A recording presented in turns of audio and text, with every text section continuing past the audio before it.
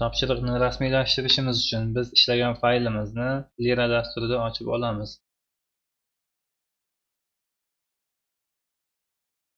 Ana endi demak qaraydigan bo'lsam, bu boshqa dasturda ochganim uchun, ya'ni boshqa kompyuterda ochganim uchun yuklar miqdori har xil boshqacha qiymatda ko'rinyapti. Aslida bizning yuklarimiz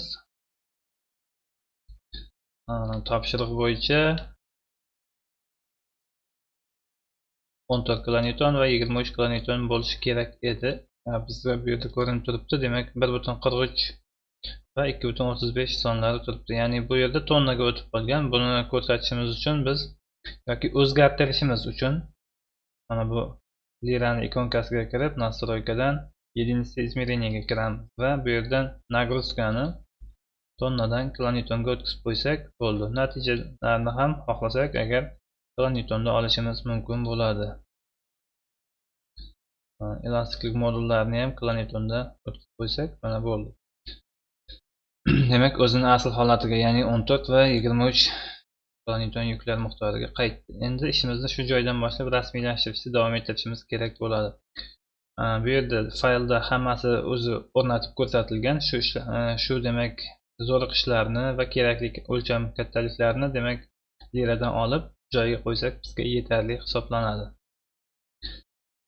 Dastlab ferma hisobiy sxemasi o'lchamlari bilan berilgan ekan. Buning uchun olishimiz uchun dasturda hozir fermamiz qiyshiq turibdi. Buni biz o'zimizga qaratib olamiz. Tayanch bog'lanishlari to'g'ri ko'rinib turishi uchun связь buyrug'iga kirib biroz kattalashtirib olaman. Agarda bu buyruq kattalashtirilgandan keyin ham связьlar berilgan holatda ko'rinmay turgan bo'lsa, flagger rисованияga kirib, mana bu tugunchaga kirib, mana buni yoqib qo'yishimiz kerak bo'ladi. Mana shu yoniq tursa, demak связь ko'rinadi. Mana endi men bular ekranni skrinshot qilib olishim kerak. O'sha skrinshot jarayoni sifatli bo'lishi uchun ekranni biroz kichraytirib olaman. Har kim o'zining ishini mana shunga mos holatga olib kelsa, juda yaxshi, chiroyli ish bo'ladi. Mana endi dastlabki rasmga qaraydigan bo'lsak, hech qanday kuchlar yo'q, faqat o'lchamlar bor. Mana shu holatga olib kelishimiz uchun biz bayroqchaga kirib, ya'ni flagger rисованияga kirib, 3-bo'limdan kuchlarni o'chiramiz va bu yerda razmerna proyeksiya deganini yoqib, mana galочкani qo'yamiz. Razmer ko'rinishi uchun ekranni biroz kichiktirib olaman. Xuddi shu holatda buni skrinshot qilishim uchun menga kerak bo'ladi mana bu Windowsni o'zini nojnisi qaychichasi yoki bo'lmasam klaviaturadan Windows Shift S klavishlarini bosadigan bo'lsak, o'sha qaychicha bu yerda paydo bo'ladi. Endi xuddi shu holatda mana bu ismimiz yoki o'sha talabani ism familiyasi chiqib turadigan holatda mana buni qirqib olaman, chunki ishni kim bajarganligi ko'rinib turishi uchun.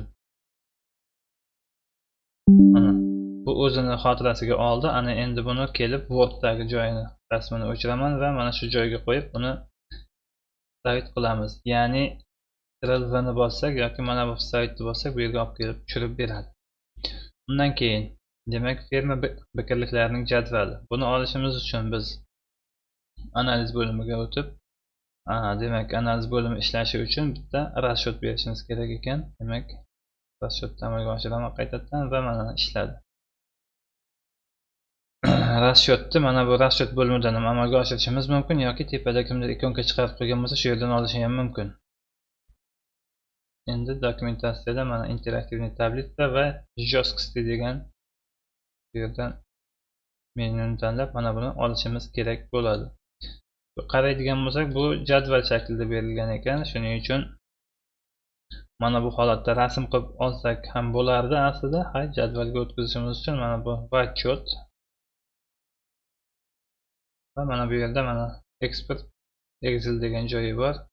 Birorta nom berishimiz kerak. Misol mana bu yerda 11 nom bilan turilgan faylni o'rniga zaminit qilaman. Okey.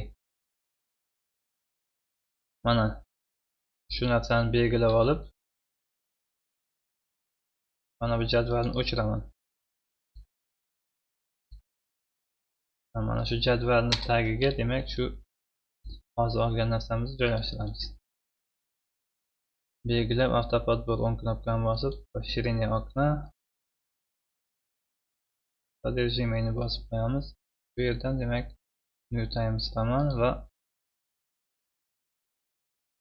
qora rangga o'tishi uchun mana buni bitta bosib qo'yaman. Biroz chiroyliroq joylashishi uchun mana shu holatga chopib yetarli.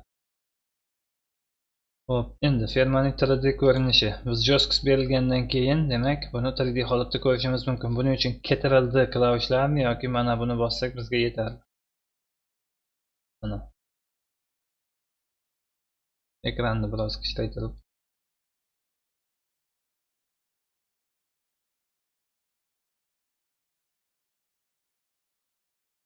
familiya chiqadigan holatga olib kelamiz va familiya bilan birgalikda buni rasmga olamiz. Rasmga olishda boyagidek olishimiz ham mumkin. Men o'zimning kompyuterimda bor programmadan foydalandim. Shuning uchun boshqacha chiqqan bo'lishi mumkin. Demak, endi fermaning yuklangan holati. Fermaning yuklangan holatiga qaytish uchun Ctrl-ni bosgandik. Demak, bundan chiqib ketaman. Xo'sh, bu fermani hozir qiyshayib qolgan. Buni tiklab qo'yishimiz kerak. Buning uchun mana bu исходный sxemani bitta bosib qo'yaman va bayroqchadan mana bu yuklarni ikkalasiga ham ichga qo'yib aktivlashtiramiz. Ana endi Windows Shift S bilan qaytadan buni rasmga olaman.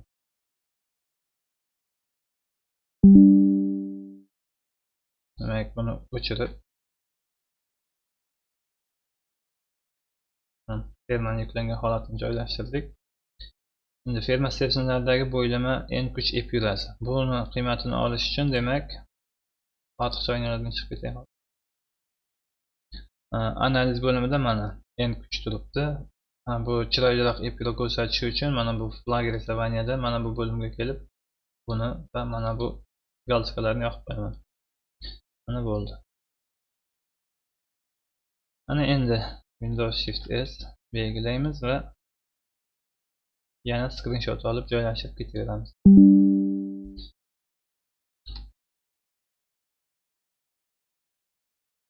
Teguvchi moment epyurasi. Buning uchun mana buni bosamiz. Mana Windows Shift S.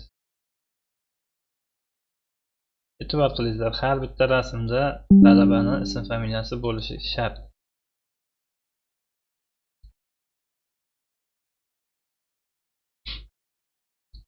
Kesuvchi kuch epyurasi.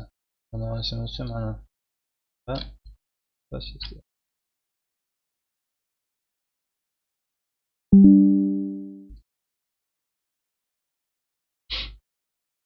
endi ferma tugunlarining ko'chishini olishimiz kerak ekan. Buning uchun demak epyurani bitta bossam o'chadi.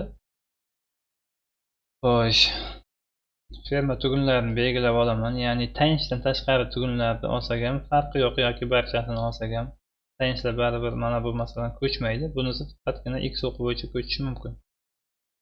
Demak, interaktiv tablitsaga kelib перемещениясini bitta bosamiz va mana для выбранных узлов для всех загружений ga qo'yamiz. Mana xuddi mana shu holatda yoki для всех узлов desak ham bo'laveradi. Hozirgi holatimiz uchun. Demak, bu tayyor. Buni отчетga va boyagidek Excel faylga ko'chirib olsak bo'ladi.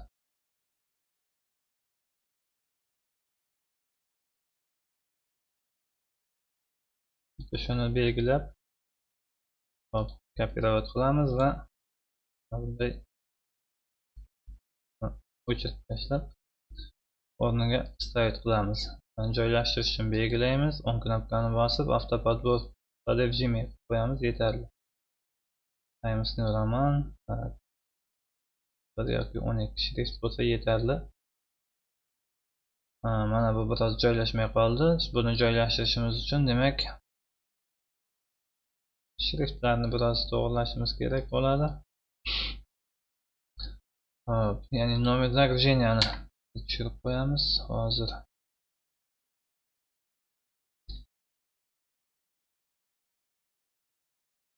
10 shriftga to'g'irlaymiz. Baribir mana bu sig'madi. Shuning uchun Excel'da payti mana buni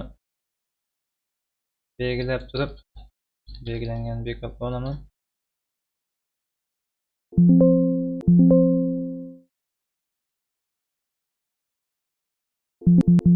Buni nuqta bo'lganligi uchun raqam hisoblamayapti. Yaxshi. Mana buni oxiridan bitta raqamni o'chirib chiqa qolamiz. Bunda bu joylashib ketadi. Chiroyliroq ko'rinishda.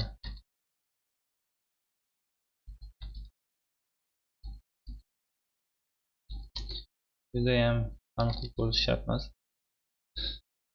Ferma jadvalni bitta belgilab olib, demak mana bu bitta bossak mana joylashtirib berdi bizga toraytirilgan holatda. Undan keyin demak ferma tugunlarini x o'qi bo'yicha ko'chishlarini olishimiz kerak ekan va z o'qisi bo'yicha va u y bo'yicha buralishlarni olishimiz kerak ekan. Bularni olishimiz uchun biz demak chiqib ketgan holatda yuklarni o'chirib qo'ysam ham bo'ladi va eski bosib nuqtalarni belgilagan bekor qilamiz. Demak yuklarni o'chiraman. Ikkinchi bo'limga kelib mana bunga bitta galочка qo'ysak nomera uzlov, ya'ni tugunlarni raqamlab ko'rsatadi. Xuddi shu holatda demak ko'chishlarni ko'rishimiz mumkin. Dastlabkisi demak x o'qi bo'yicha ko'chish ekan. Demak x o'qi bo'yicha ko'ramiz. Bizda yuklanishi bitta bo'lganligi uchun bitta shuni o'zini ko'rsak yetarli bo'ladi. Egilgan holatda ko'rishimiz uchun mana buni bitta bosib qo'yaman. Demak, sxemaga qarab aniqlab olishimiz mumkin bo'ladi. Windows Shift S. Yana buni ham rasmga olib chatga joylashtirib ketaveramiz. Z o'qi bo'yicha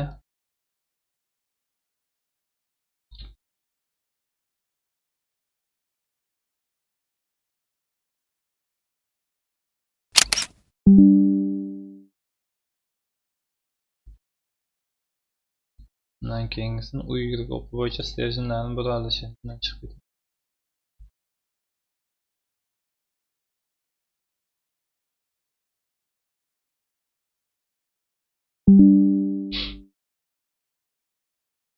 Buni joylashtirdim, buralishdi va ferma elementlarining raqamlanishi qoldi. Demak, mana bu tugunlarning raqamlanishini o'chirib qo'ysak yetarli, ya'ni uzlini o'chirdim. Va birinchi punktiga o'tib mana element nomer elementidan raqamlab qo'yamiz mana. Demak, u y ham kerak yo'q bizga. Ketaversa ham bo'laveradi endi. Xuddi shuni screenshot qilib rasmga olamiz. Buni o'chirib joylashtiramiz va mana bu yerda ferma stерженlaridagi zo'riqishlarni olsak, demak ishimiz tugar ekan. Ferma stерженlarda zo'riqishni olishimiz uchun demak interaktivniy tablitda kelib bu yerda yo'q, interaktivniy tablitda emasmi? Yo'q. Усилия stержен, bunday. Bu yerdagi усилия stержен tanlab olib экспериментni bosamiz. Для всех элементов, для всех загружений. Mana shuni demak biz boyagidek Excel'ga ko'chirib отчет Excel'ga o'tdaymiz. Excel'ga o'tgan jadvalni demak joy ekranga Word hujjatga joylashtirsak, shu bilan ishimiz yakunlanadi. 40 bitta qator bo'lganligi uchun ishlash biroz vaqtni oldi. Xo'p, endi buni belgilaymiz. Bu ham sig'may qolishi mumkin. Shuning uchun xuddi shu joyda bir ish qilib ketaman men. Shu joyda Ctrl H deb birga bosaman va nuqtani top deyman. Va uni virgulga almashtir deyman, ya'ni nuqtani topib. Zaminat qiladi. Yo'q, ishlamadi bu funksiya. Mana bu qismini o'zini ko'raylik.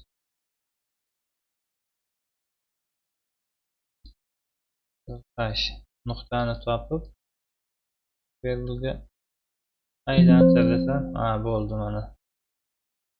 Okey. nuqtani virgulga aylantirib berdi. Ana endi bularni mana bunday kichraytirishimiz mumkin demoqchi edim. Baribir kichraymadi. Hayf, nechun shunday qilib qo'yaveramiz. Ya bo'lmasa shriftni kichraytirishimiz ham mumkin. Belgilab nusxalaymiz. Удалить tablitsa. Shu yerga demak joylashtiraman. Bu biroz chiroyliroq turishi uchun o'ng knopkasini bosib sodержимое bu yerdan New Times romanni tanlab 10-shriftni tanlab qo'yamiz. Undan keyin автоподбор расширение окна 10 da ham demak biroz katta bo'lar ekan, demak 9 ga o'tkazib qo'yaman. 9 ga o'tganda ancha chiroyli joylashdi. 8 ga o'tkazib qo'yaylik. Bizga hozir maqsad o'rganish, shuning uchun bo'laveradi. Tak, juda ham kichkina bo'lib ketib qoldi. Onda turadi.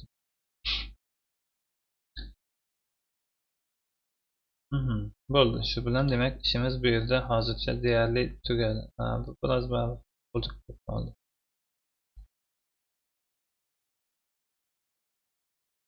To'qqizga qo'ysak. Endi mana bu skrinshotlarimiz biroz chiroyliroq joylashishi va varaqlar sonini biroz kamaytirishimiz uchun bularni chiroyli qilib joylashib chiqsak ham bo'ladi. Ya'ni buni belgilayman. 12-13 sm atrofida joylashsa bizga yetarli. Buni belgilab olib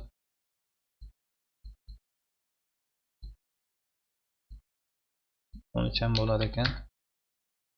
Buni tanlaymiz. Hammasi bir xil ko'ringani yaxshi, shuning uchun bir xillashtiraman. F4 klavishini bossak, oxirgi buyrug'imiz takrorlanib ketaveradi. Bu yer demak bo'sh qolib ketdi. Endi bo'sh qolgandan ko'ra mana bularni birozgina kattalashtirib qo'ysam ham bo'lar ekan. 14 qo'yaman.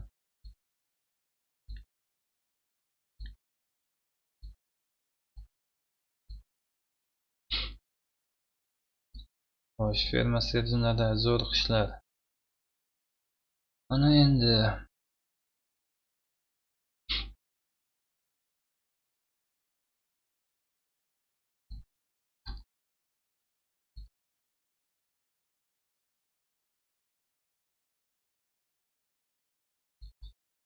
mana shunday chiroyli holatga olib kelib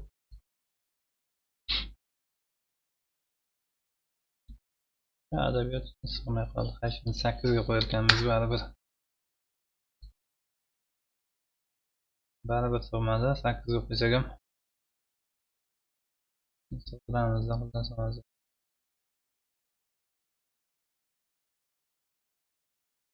Momentni biroz kichraytirdim. Hammasi sig'di. 7 varaqdan iborat bo'ldi. Buni endi PDF holida saqlab,